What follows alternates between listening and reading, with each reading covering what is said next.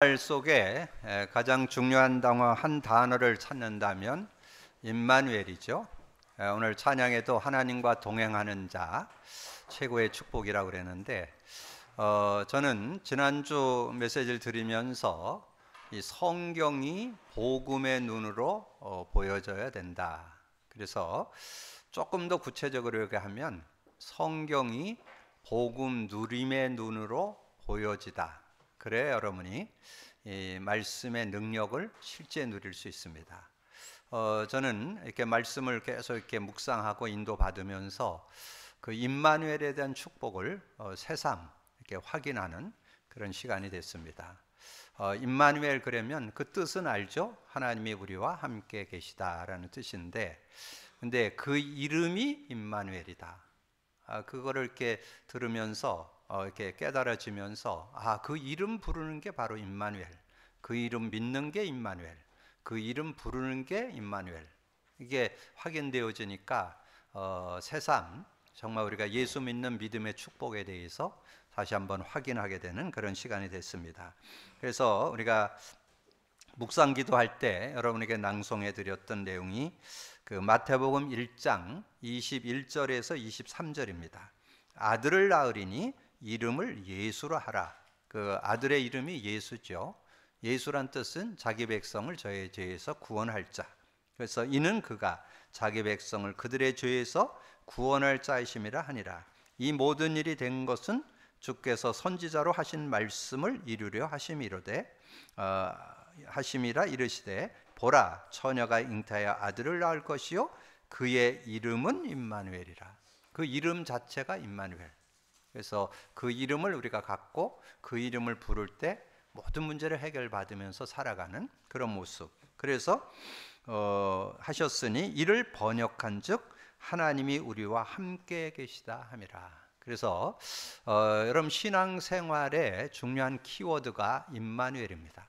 그래서 임마누엘. 그럼 임마누엘에 대한 내용을 좀 가지고 있어야 되잖아요. 임마누엘 그릴 때 제가 여러분 복음 누림 차원에서 설명을 드렸잖아요. 임마누엘 그릴 때 그 성령의 의미를 알고 있어야. 성령의 의미, 성령, 하나님의 영, 진리의 영, 더 구체적으로 하면 그리스도의 영.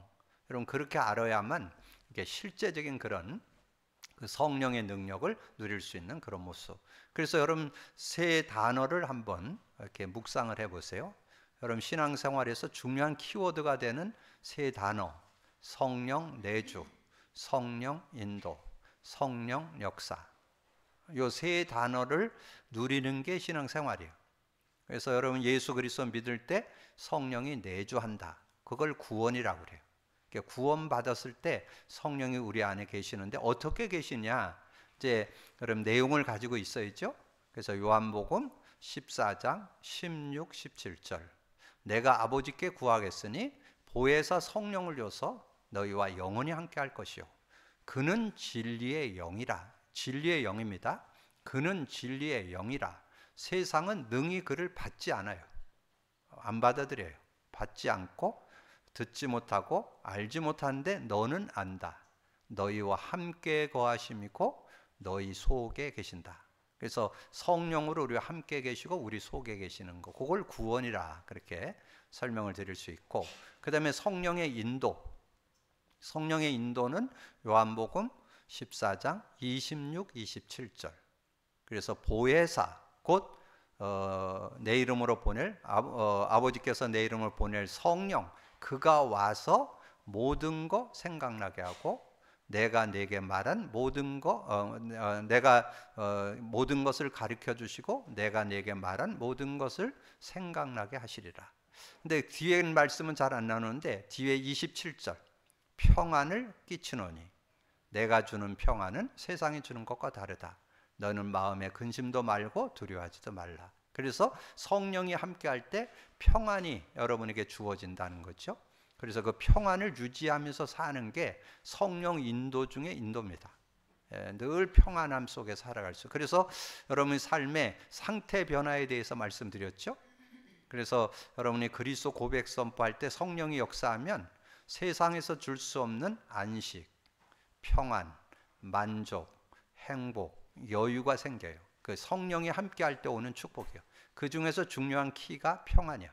평안을 유지하는 그런 삶이 되어질 수 있다. 자, 그리고 세 번째는 성령의 역사에 대해서 우리 주님이 이제 마지막 부활 승천에 가시면서 이제 40일 동안 하나님 나라의 일을 설명한 다음에 말씀했죠.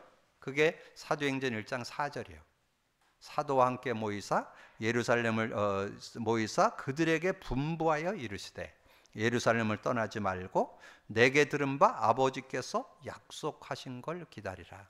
그러면 이제 거기에 약속에 대한 내용이 어디 나오는가 알고 있어야 되겠죠? 그게 요한복음 16장이에요. 요한복음 16장에 예수님이 먼저 얘기를 했어요. 내가 실상을 말한다. 내가 가는 게 너에게 유익하다. 내가 가면 보혜사 성령이 와서 그 보혜사 성령이 그가 죄에 대하여 의에 대하여 심판에 대해서 책망할 것이다. 그게 16장 8절이에요. 여러분 16장 8절을 기억하고 있어요. 그러면 그 내용이 뭐예요? 진리라는 말이잖아요. 죄에 대하여 의, 하나님과의 관계에 대하여 심판, 사단 마귀에 대하여 그 세 가지에 대해서 영향을 받게 된다는 거죠. 그래서 성령의 역사가 일어나면 어떻게 되느냐? 그게 13절이에요. 요한복음 16장 13절. 그러나 진리의 성령이 오시면 너희를 진리 가운데 인도하고 스스로 말하지 않고 들은 것을 말하며 장래일도 알게 한다. 그래서 여러분 성령의 역사가 일어나면 진리 가운데 인도받게 되고 장래일도 알게 되고, 그 다음에 24절. 지금까지는 너희가 내 이름으로 아무것도 구하지 않았으나 구하라 그러면 받으리니 너희 기쁨이 충만하리라. 그래서 성령, 여러분 구하기만 하면 성령 받아요. 그래서 성령이 역사하면 큰 기쁨이, 그러니까 어떤 문제 어떤 일들 속에서는지 기쁨을 얻게 되는 그런 축복이 있다는 거죠. 그리고 33절에 이것을 너에게 이르는 것은 너희가 내 안에서 평안을 누리게 하려 함이라. 평안이 언제 누려지느냐? 성령의 역사할 때. 그래서 성령의 역사할 때 그런 축복이 온다는 거죠. 그래서 세상에서 환난을 당하나 담대하라. 내가 세상을 이겼노라. 그렇게 말씀하면서 그러면서 8절을 줬는데 거기에 앞에 설명도 여러분 이해해 둘 필요가 있어요. 그러니까 내가 약속한 거, 아버지께서 내게 약속한 거 기다리라 그러니까 제자들이 물었어요. 이스라엘 나라 회복됨이 이때입니까? 이스라엘이 지금 로마에 속국돼 있거든요. 그러니까 속국된 삶이 얼마나 어렵습니까? 여러분은 어디에 지금 속국되어 있는지 알아요? 여러분은 해방받았지만 이 세상은 사단 마귀의 노예가 돼 있습니다. 사단 마귀에게, 영적으로 사단 마귀에게 노예가 돼 있어. 그러니까 이스라엘 나라의 회복됨이 이때입니까? 우리가 그런 흑암의 권세에서 해방됨이 이때입니까? 그렇게 물으니까 그건 너희 알 바 아니고 오직 성령이 너희에게 임하시면, 성령의 역사가 일어나면 권세를 받는다. 권세, 하나님 나라가 이루어진다. 그리고 권능, 성령의 능력을 받게 된다. 그래서 이 권세, 하나님 나라가 임해서 흑암이 꺾이고 천사가 활동하는 하나님 나라와 이루어지고, 그 다음에 권능, 그래서 오력 그랬잖아요. 성령의 능력으로 영력, 지력, 체력, 인력, 경제력을 얻게 되는 그런 축복이 있다. 그래서 이 성령의 능력을 받게 된다면 전혀 모자라지 않는. 그래서 오늘 여러분이 이렇게 오늘 메시지에 들어가기 전에 도입 부분에서 말씀 나눈 임마누엘. 근데 임마누엘이 곧 그 이름, 그 이름이 곧 임마누엘. 그래서 임마누엘의 의미, 그리고 성령 내주, 성령 인도, 성령 역사가 신앙생활이에요. 그래서 그런 부분을 여러분 정리하면서 오늘 말씀으로 들어간다면 실제적인 응답을 받게 될 줄로 믿습니다. 자, 그래서 교회와 세상 살리는 부르심. 그러면 교회를 살리고 세상을 살리는 부름을 여러분 받았는데 뭐 하면 될 것 같아요? 복음 누리면 되는데, 복음 누림 속에 있는 성령, 오늘 성령의 능력을 제대로 누리면 여러분 뭐든지 교회도 살리고 현장도 살리는 그런 삶이 되어질 수 있다 하는 거죠. 그래서 제가 세월원의 쇠요절을 드렸어요. 그래서 구약에서 최고로 임마누엘을 제대로 누렸던 사람이 요셉이잖아요. 자, 요셉이 노예로 갔는데 노예에서도 완전 승리할 수 있었어요. 노예 생활 속에서도 그 가정 총무의 일을 맡고 모든 재반 업무를 맡아서 이렇게 인도받을 수 있는 근데 요셉이 그렇게 살았던 증거를 거기에 그렇게 말해요. 창세기 39장 2절에 여호와께서 요셉과 함께 하심으로 그가 형통한 자가 되어, 그 여호와께서 요셉과 함께하면 형통한 자가 된다는 거예요. 여러분, 복음, 그 성령의, 복음 안에 있는 성령의 능력 누리면 형통한 자가 된다. 여러분, 복음 누리시고 성령 누리시기를 주님의 축복합니다. 자, 그랬는데 이제 또 뭐 살다 보니까 또 어려움이 왔어. 이 보디발의 아내로 인해서 결국은 감옥 갔잖아요. 감옥 갔는 그 상태를 또 설명해 줘요. 그게 39장 21절에서 23절이에요. 그럼 21절에 뭐라 했냐면 여호와께서 요셉과 함께 하심으로 그 전옥에게 은혜를 입게 했다. 이 사람에게도 은혜를 받게 한다는 거예요. 누가? 여호와께서 함께 하심으로. 그러면서 23절에 하나님께서 그와 함께 하심으로 범사에 형통케 했더라. 그러니까 모든 일의 형통함이 뭐에서 있느냐? 성령 안에 있다는 거예요. 성령 안에. 그러니까 여러분이 우리 인간의 창조 원리가 그래요. 하나님의 영과 함께 살아야 형통한 삶이 되는 거예요. 그걸 제대로 찾아 누릴 수 있는 그런 모습. 자, 그러면서 이제 어떤 일이 있었어요? 그 시대의 최고의 왕이었던 바로 왕이 꿈을 꿨어요. 애굽의 왕이 꿈을 꿨다니까. 꿈을 꿨는데 그때 당시에 아마 나라에서 아마 그렇게 돈 줘가지고 아마 세운 사람들이 있었던 것 같아요. 이 박사와 술객들을 아마 나라를 제대로 이끌기 위해서 아마 자문위원으로 아마 이렇게 세우는 그런 일을 했던 것 같아요. 근데 이제 바로 왕, 그 왕이 꿈을 꾸고 박사와 술객들에게 물으니까 뭔 뜻인지 모르겠다는 거예요. 그게 얼마나 화가 나겠어요. 그런 거 알라고 돈 줘갖고 박사와 술객되게 했는데 그걸 해석을 못하니까. 그래갖고 얼마나 화가 났는지 이 왕이 박사 술객들 다 잡아 죽이라고. 그렇게 화가 난 상황이 됐어요. 근데 그때 갑자기 술 맡은 관원장이 요셉이 자기가 감옥 갔을 때 자기 꿈을 해석해서 자기가 복직을 했잖아요. 그게 갑자기 생각이 탁 났어요. 그래서 왕한테 얘기하는 거예요. 내가 전에 옥에 갇혔을 때 거기서 내 꿈을 해석해줘서 제가 복직하게 됐습니다. 그러냐? 그럼 당장 불러내라. 그래갖고 이 요셉이 불려 나왔는데 이제 꿈을 해석 잘한다니까 요셉이 그렇게 물었어요. 네가 그렇게 꿈 해석을 잘한다면서? 그러니까 요셉이 제가 좀 한 꿈 해석합니다. 이러지 않았어요. 제가 하는 게 아니고 하나님께서 우리 왕의 꿈을 해석해 주실 것이다. 그렇게 얘기를 하니까 그리고는 이제 그 얘기를 일사천리로 쫙 풀어서 설명을 해주잖아요. 7년 동안은 풍년이 들고 7년 동안 가뭄 들 것이다. 이런 얘기를 쫙 정리를 해서 얘기를 해주니까 이 왕이 감동을 받고 한 얘기가 여러분 써놓은 창세기 41장 38절이에요. 그 바로가 그 신하들에게 이르되 이와 같이 하나님의 영에 감동한 사람. 하나님의 영에 감동했다는 말은 하나님 영에 감동하면서 사는 사람이었다는 거죠. 그래서 성령의 감동함을 입으면 그런 지혜도 나온다는 거예요. 박사 술객들도 해석 못하는 걸 해석할 수 있는 지혜가 나온다는 거죠. 그거를 말씀하는 거죠. 그래서 우리가 어찌 찾을 수 있으려 하고, 여러분 49절은 39절은 기록을 안 해놨는데 이런 39절까지 봐야 돼요. 요셉에게 이르되 하나님이 이 모든 것을 내게 보이셨으니 너와 같이 명철하고 지혜 있는 자가 없도다. 여러분 성령의 역사를 체험하게 되면 명철과 지혜가 생긴다는 거예요. 여러분 모든 걸 풀어내는 명철과 지혜가 하나님의 영의 감동 속에 들어있다는 거. 여러분 찾아내시기를 주님의 이름으로 축복합니다. 그래서 어떻게 됐어요? 요셉이 바로 총리로 등용됐죠. 그런 응답을 받게 되는 거예요. 꼭 그걸 노리고 한 건 아니잖아요. 하나님 앞에 그냥 인도받았는데 그냥 하나님의 시간표가 되니까. 근데 거기에도 굉장한 하나님의 섭리가 들어있어요. 요셉이 술 맡은 관원장 꿈 해석을 해서 밖으로 나갈 때 얘기했다니까. 그때 인간적인 생각을 좀 한 거예요. 당신이 복직되면 나를 좀 기억해 달라고.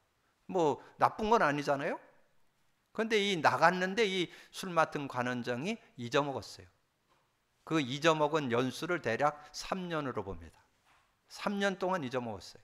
전에도 말씀드렸지만 술 맡은 관원장이 복직해 갖고 아마 데리고 나갔으면 아마 자기 일하는 심부름 시키던지, 아니면 요셉이 청소의 전문가니까 아마 왕궁 청소 대장 시켰던지 아마 그랬을 거예요. 그러니까 인본주의 쓴다고 그게 좋은 건 아니에요.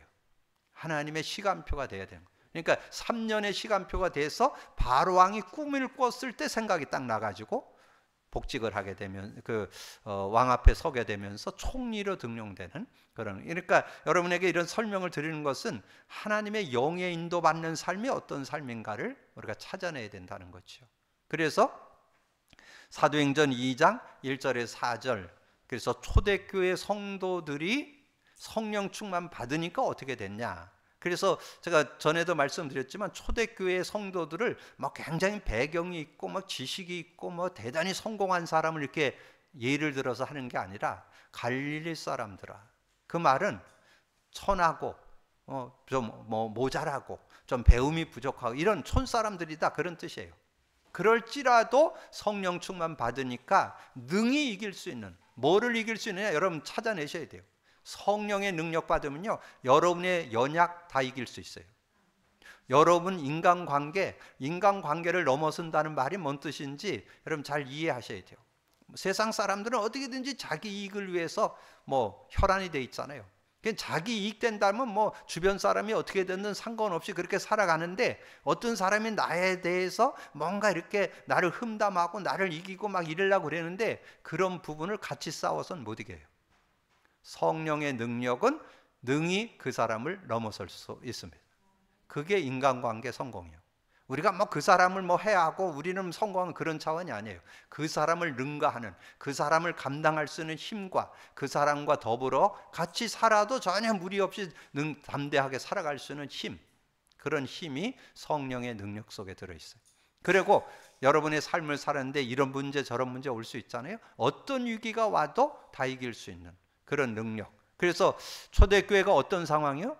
예수 믿음으로 감옥 가야 되고, 예수 믿다가 나가서 어디서 복음 전하다 들키면 돌에 맞아 죽어요. 순교를 당해야 돼.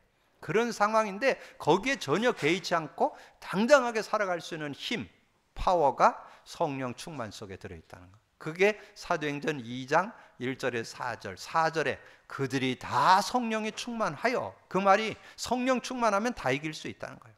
그래서 이제 그거를 이 지식이 있고 좀 깊은 체험을 한 바울이 그걸 설명을 했죠. 그게 고린도전서 2장 15절이에요. 그래야 이제 그 말이 뭔 뜻인지 이해돼요. 신령한 자는, 신령하다는 건 모든 걸 다 알아맞힌다 이렇게 우리 말로는 좀 생각할 수 있는데, 모든 것을 바르게 분별하고 살아가는 그런 능력이 그 안에 들어있다는 거예요. 신령한 자는 모든 것을 판단하나 자기는 아무에게도 판단받지 않는 그런 사람이 되어진다는 거예요.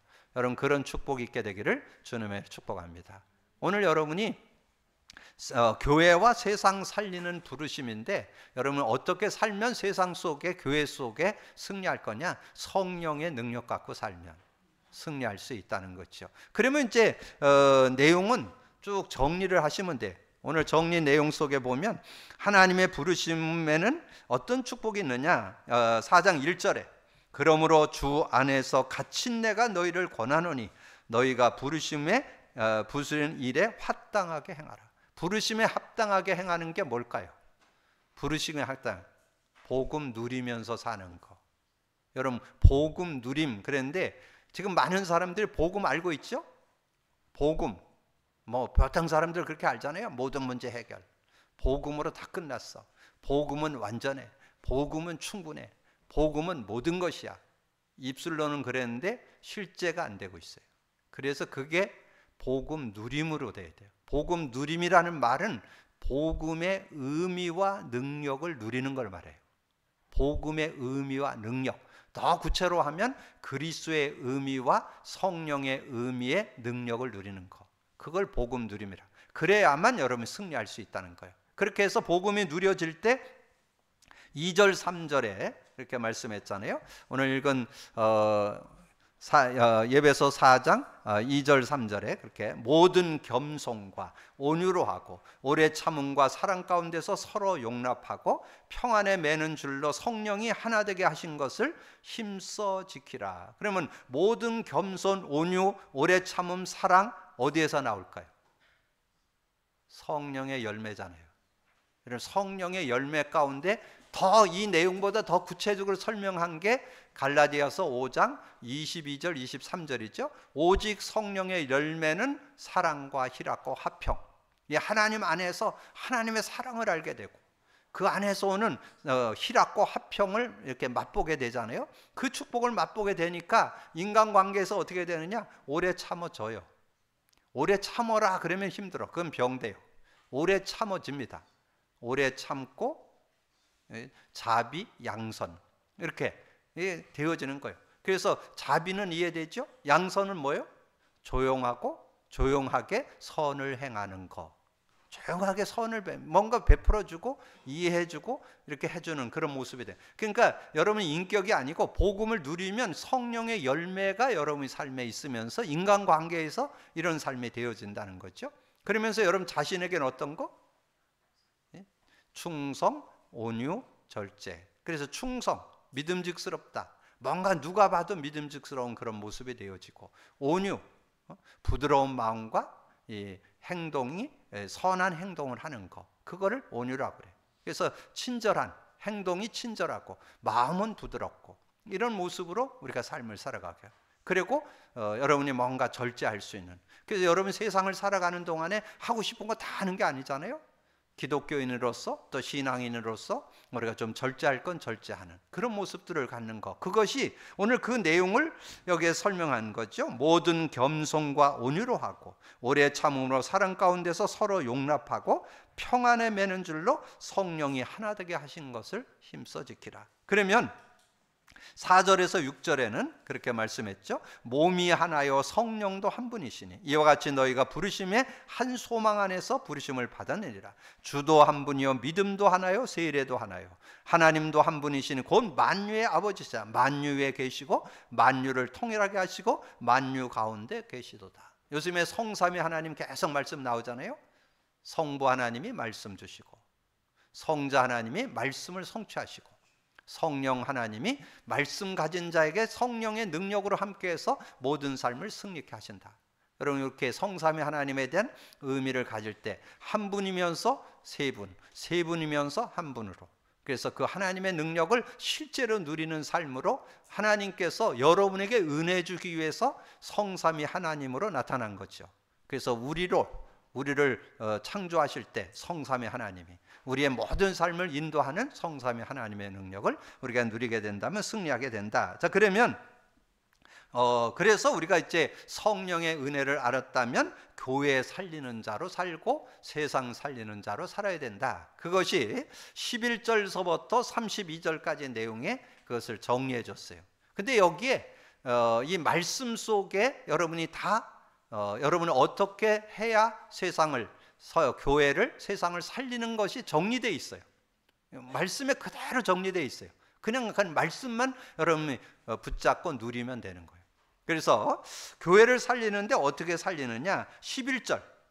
11절에 보니까 그가 어떤 사람은 사도로 어떤 사람은 선지자로 어떤 사람은 복음 전하는 자로 어떤 사람은 목사와 교사로 삼으셨으니 교회 안에 여러 직분이 있고 여러 역할들이 있잖아요. 그래서 어떤 분들은 거기에 나온 대로 복음 전하는 자로 어떤 사람은 목사로 어떤 사람은 교사로 그 역할을 주어서 교회를 이렇게 세워가는 그런 모습이 되는데 그래서 그 모든 그 교회 직분자들을 세우고 그 역할들을 세운 이유가 뭐냐? 그 답이 12절에 나오잖아요. 이는 성도를 온전케 하여 봉사일을 하게 하며 그리스도의 몸을 세우게 하려 하심이라. 자, 성도를 온전케 한다. 여러분 성도를 온전케 하는 비밀 뭐예요? 저는 성도를 온전케 하는 비밀이 복음 누림 돕는 거, 복음 누림하도록 돕는 거.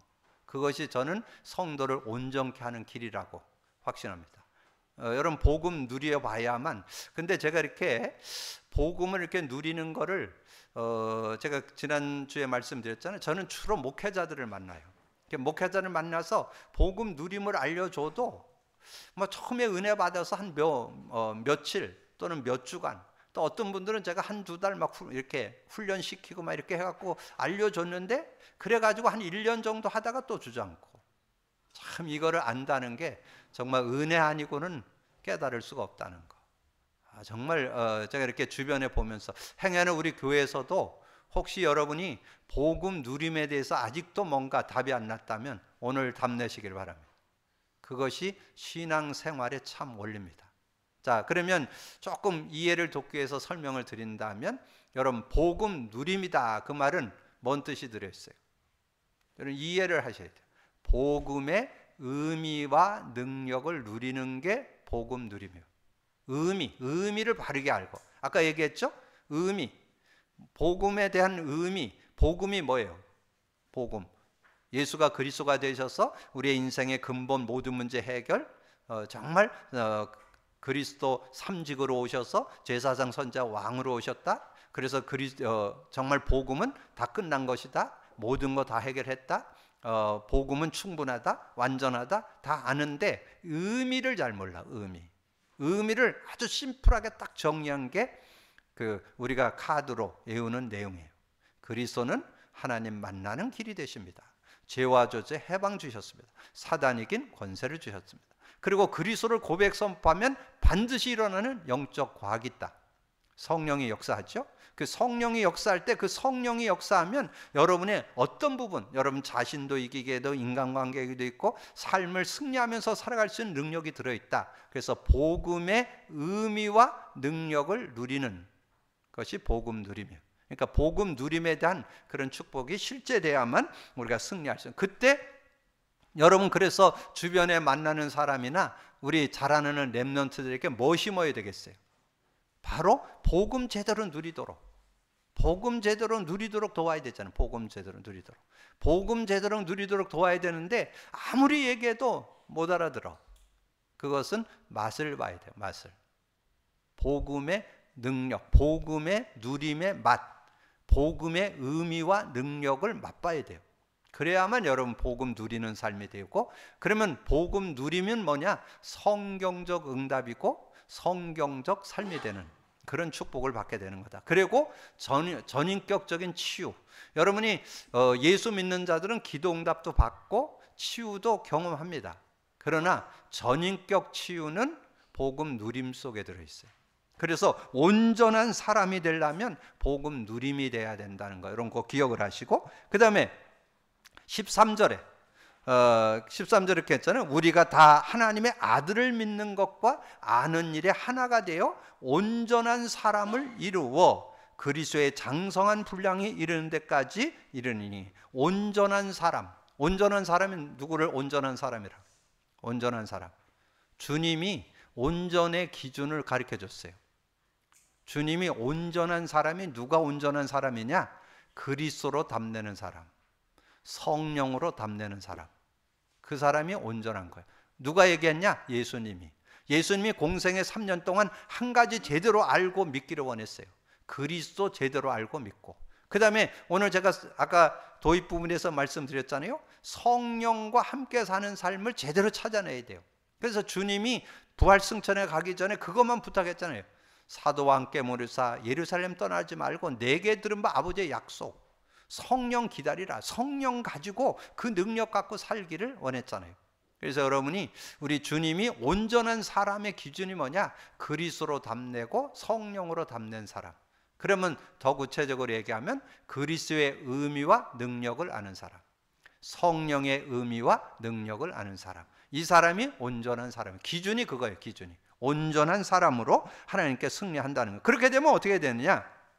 14절에 이는 우리가 이제부터 어린아이가 되지 아니하고 사람의 속임수와 간사한 유혹에 빠져 온갖 교훈의 풍조에 밀려 요동치 않게 하는.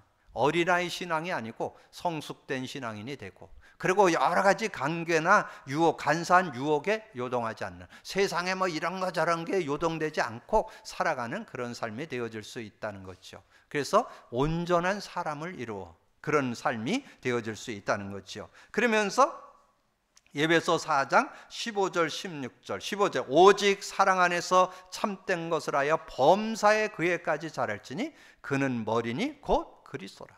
우리가 그리스도를 본받는, 그래서 수요예배 때 우리가 그리스도를 본받는 그 찬양도 드리고 그랬잖아요. 정말 그리스도, 지난주 우리 찬양에서 그리스도를 본받는 삶에 대해서 말씀했는데, 그래서 그리스도를 본받는 삶이 뭐예요?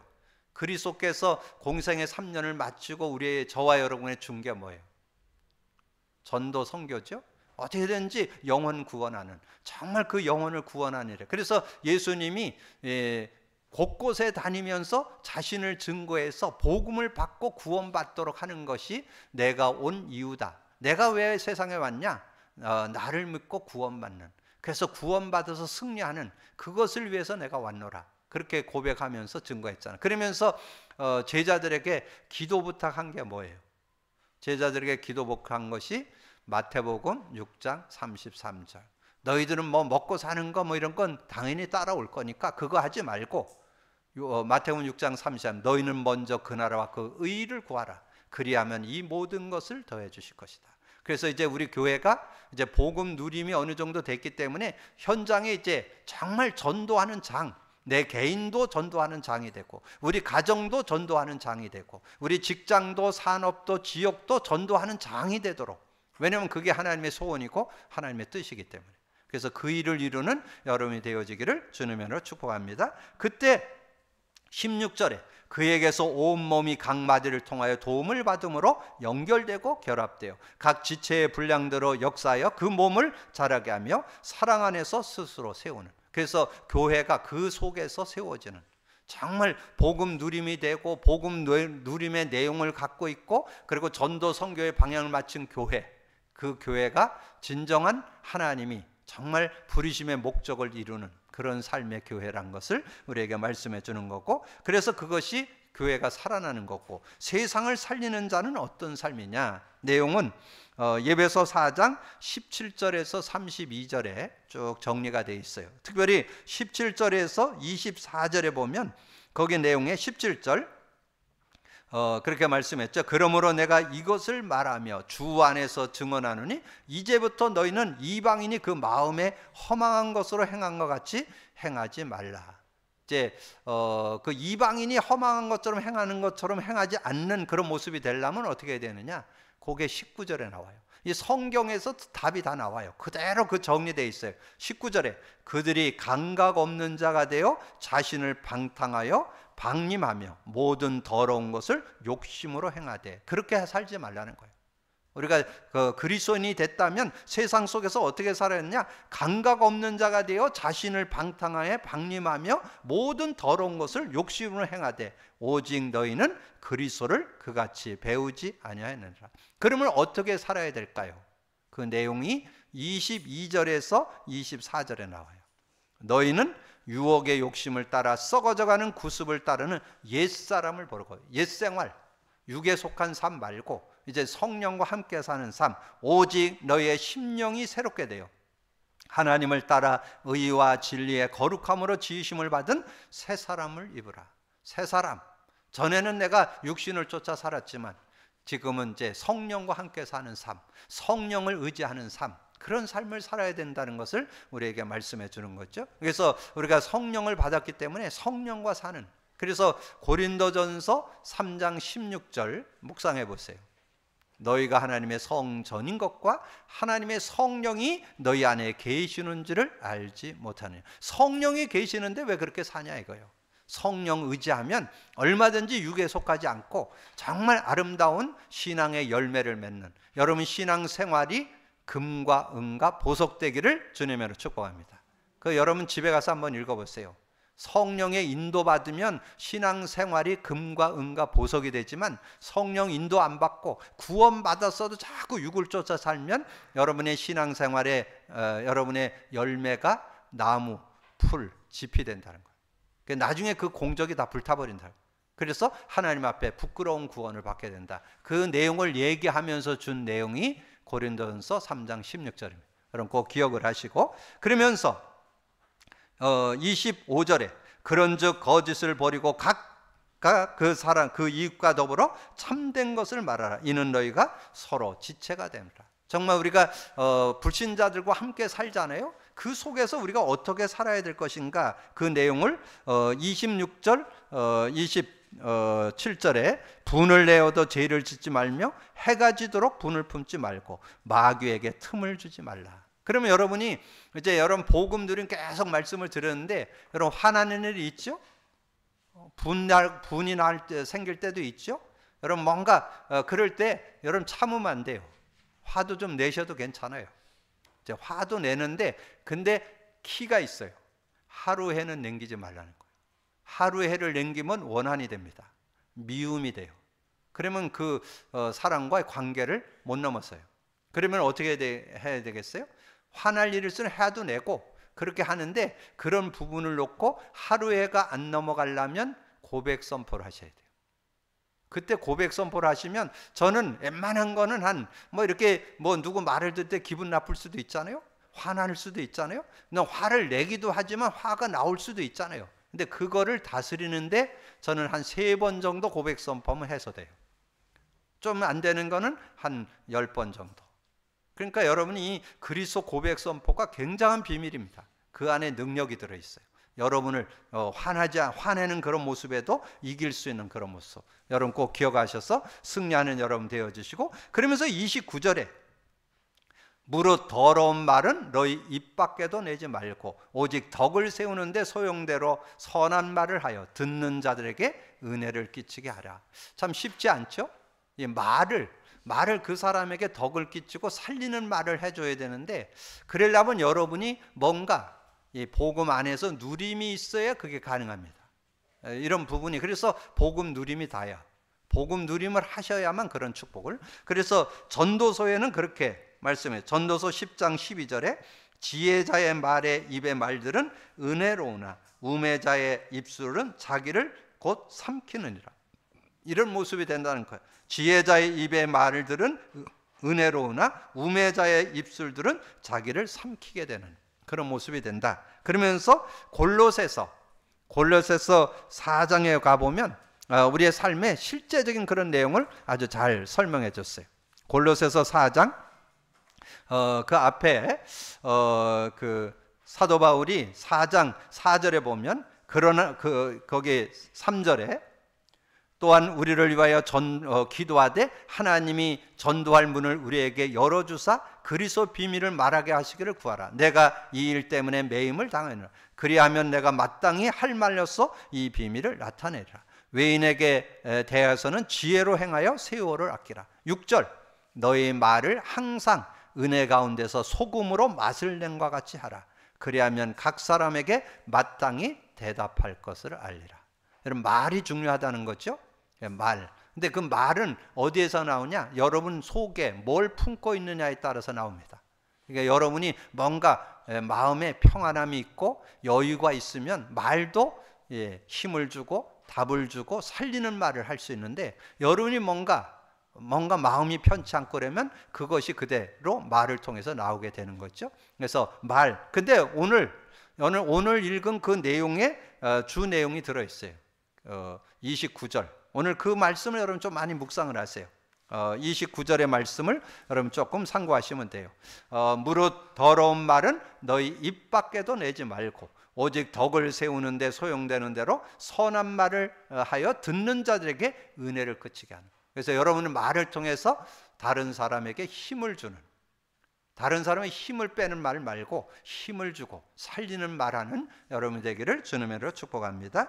자, 그러면서 30절에 하나님의 성령을 근심하게 하지 말라. 그 안에서 너희가 구원의 날까지 인치심을 받았다. 성령을 근심케 하지 않으려면 어떻게 됐냐? 그 내용이 31절 2절에 나와요.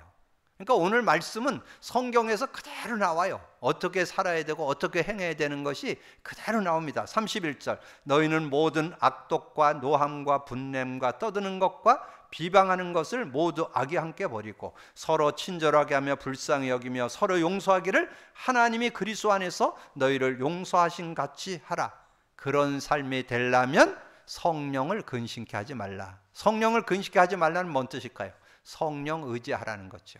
성령을 의지하고 살면 여러분이 하나님 주시는 응답 속에 승리하는 그런 삶이 되게 될 줄로 믿습니다. 그래서 여러분이 믿음 안에서 인도받을 때 정말 오늘 서두에 임마누엘, 우리의 신앙 상태가 성령의 내주, 인도, 역사 속에 사는 신분인데 그 축복을 여러분 제대로 누리셔야 교회도 살리고 세상도 살리는 그런 삶이 될 수 있다. 그러면 여러분 늘 세상, 교회를 살리고 세상을 살리는 삶이 되려면 무시로 성령 안에서 기도해야 되겠죠. 그 무시 기도가 어디 나와요?